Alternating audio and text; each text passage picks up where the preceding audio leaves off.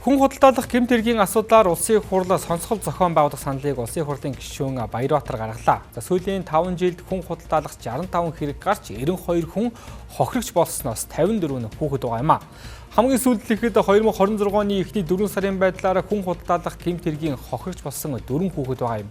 Тиймээс хууль зүйн хэргийн яамнаас хүний 8 хар тамхи цахим гэмт хэрэгтэй тэмцэх тусгай ажлын хэсгүүдийг байгуулж нэгдсэн зохион байгуулалттайгаар одоогийн стратеги шинжилэн тэмцэхээр тооцоолжээ. Монгол улсад хүн худалдаалах гэмт хэрэг тоон өсөлтөөс илүүтэйгээр чанарын хувьд агсан түвшинд шилжжээ. Насан туршаагүй хохирогч давмгаалах, захим орчим суурилсан зуучлал, хил дамнсан шүлжээ, бусад гэмт хэрэгтэй огтлолцох зэрэг нь системийн шинжтэй болсон байна. Энэ нь зөвхөн хууль сахиулах байгууллагуудын асуудал биш, харин боловсрол, нийгмийн хамгаалал, гадаад харилцаа, дижитал зохицуулалт зэрэг олон салбарыг хамарсан үндэсний хэмжээний аюулгүй байдлын асуудал болж хувирлаа. Монгол охтуудыг авч очиж байна. Монгол охины виз гараагүй байна шүү. За ингээд одоо монгол охтуудтай бас цагийн өнгөрөх энтергээд юмнууд ингээд яригдээд л шүү. Тэгэхээр энийг одоо манай цагдаагийн байгууллага анзаард юм болов уу эсвэл одоо яад юм бол ер нь гэмтэрэг зөрчлөөс урьдчилан сэргийлэх болон цагдаагийн албаны тухай хуулиар энэ олон нийтийн сүлжээн дээр гарч байгаа ийм их сурвалжийн мэдээллүүдийг шалгах үүрэгтэй шүү дээ цагдаагийн байгууллага. Зарим улс орнуудын хууль хяналтын байгууллагууд нь шалгаж байгаа зүйлүүд нь манай улс орны үзэгнийх нь үзүүрээр том асуудал шийдэгддэг юм албан тушаалтан хүмүүсийг янз янзын эвгүй байдалд оруулж агаад бичлэг дүрс бичлэгийг авж агаад үүнийгээр нь дамжуулж дарамтлж агаад янз янзын шийдвэр гаргуулсан биш үсттэй гэдгийг шалгаад байгаа юм байна. Тэгэхээр энэ бол зөвхөн хүн одоо наймаал хүн худалдаалах гэмт хэрэгээс бүр давсан том асуудал болчиход байгаа. Гадаад хэргийн сайд асан, элбэгдэр жирэмхийлэгчийн зөвлөх асан, Пүрэв сүрэн гэдэг хүний одоогийн байдлын шүүлтээр үзэхэд 219 удаа энэ хүний нэр дурдгдсан байна. Liberty Partners ХХК-гийн захирал Гамбат гэдэг хүний нэр энэ захидал харилцааны явцад 194 удаа дурдгдсан байна. Монгол Улсын ерөнхийлөгч асан Халтмаагийн Батулга гэдэг хүний нэр 81 удаа дурдгдсан байна. Монгол Улсын ерөнхийлөгч асан Захаагийн Элбэгдэрж гэдэг хүний нэр 46 удаа дурдгдсан байна. Энэ цаашаа шүүлт үргэлжилж байгаа шүү. Дээр нь Эпштейн гэдэг хүн бол 3 чиглэлээр өнөөдөр дэлхийд үйл ажиллагаа явуулж ирсэн нь тогтоогдоод явж байгаа. Нэгдүгээрт нь бэлгийн мүлжлэг буюу бага насны хүүхдийн хүчирхийлэгч. Хоёрт бол энэ мөнгө угаагч санхүүгийн гэмт хэрэгтэй. Тэгээ гуравт бол одоо улс орны эрх бүхий албан тушаалтад улс төрийн нөлөөлөл үзүүлэх лобби идэгч. Тэгээ энэ гурав нь хоорондоо уялдаатай. Асуудлууд нь яг бодтой үнэн эсэх асуудал дээр тотломжийн юмнуудыг бүрдүүлэх ийм юмнууд нь мэдээж би бас түрүүн хэлсэн Америкийн нэгдсэн улстай эрх зүйн харилцааны тусалцааг болохоор бид шалгах ажилд маань бас тодорхой хэмжээний саад тодор байна.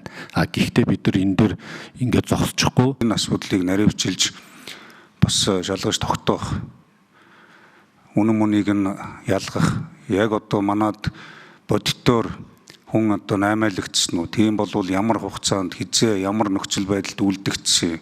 Үүний үр дагавраар ямар хор уршиг бий болчиход байгаа юм. Энэ дээр ямар одоо зохион байгуулалттай бүлэглэл эсвэл сүлжээ байгаа гэдгийг тодорхой одоо олж ирэлрүүлэхтэй холбоотой асуудал дээр анхаарч бас энэ холбогдох байгууллагууд хянах шалгах ажиллагаагаа явуулнаа цааш.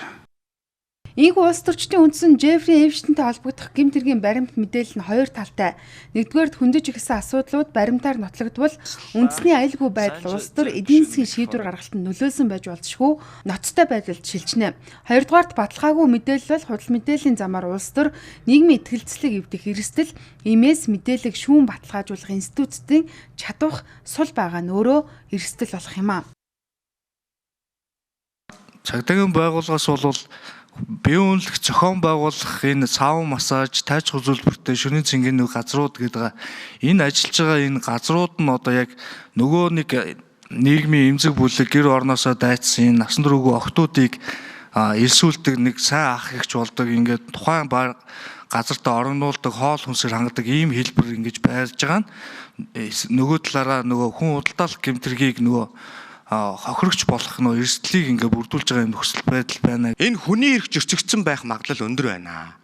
Хүний худалдаа, бэлгийн хүчирхийлэл, бэлгийн мүжлэгийн асуудал, цаашлаад олон сая долларын авилгалын асуудал. Цаашлаад монголчуудын байгалийн баялагийг боломжийг хулгайлсан асуудал гэсэн олон зүйлүүд хөндөгдсөн байх юм үндсэн шалтгаан байгаа учраас би улсын их хурлын тухай хууль, улсын их хурлын чуулганы хуралдааны дэгийн тухай хууль, улсын их хурлын хяналт шалгалтын тухай хуулийн дагуу хүний эрх хэрэгчлөлөг хангахтай холбоотой хяналтын сонсгол зохион байгуулах санаачлагыг улсын их хурлын гишүүнийхээ зүгээс би өнөөдөр гаргаж байна. Монгол улс нь хүн худалдаалах шүлжээний гарал үүсэл орон босон төдийгүй гадагш чиглэсэн урсгал дамгаалж байна. Ийм нөхцөлд хүрсэн шалтгаан нь хөдөлмөр эрхлэлтийн боломж, орлогын зөрүү, виз зуучлалын сул хяналт, мэдээллийн дутмаг байдал зэрэгтэй шууд холбогдно. Тухайлбал эрүүгийн цагдаагийн албанаас гаргасан гадаад улсад биеэ үнэлэх Монгол иргэдийн албан бус тоо судалгаагаар Турк улсад 300, Бүгд найрамд Хятад ард улсад 330, Хонконгод 150, Макаод 100, Сингапурт 150, Малайзад 300, Мянмарт 5, Камбожид 2 иргэн байна. Харин сүүлийн 10 жилд гадаад улсаас эх оронд нь буцааж ирүүлсэн хохирогчдын тоо Тайландд 5, Лаост 11, Бүгд найрамд Солонгос улсад 1, Камбожид 9, Бүгд найрамд Хятад ард улсад 28, Малайз 18, Мянмар 18, Филиппин 2, Турк улсад 2 байна.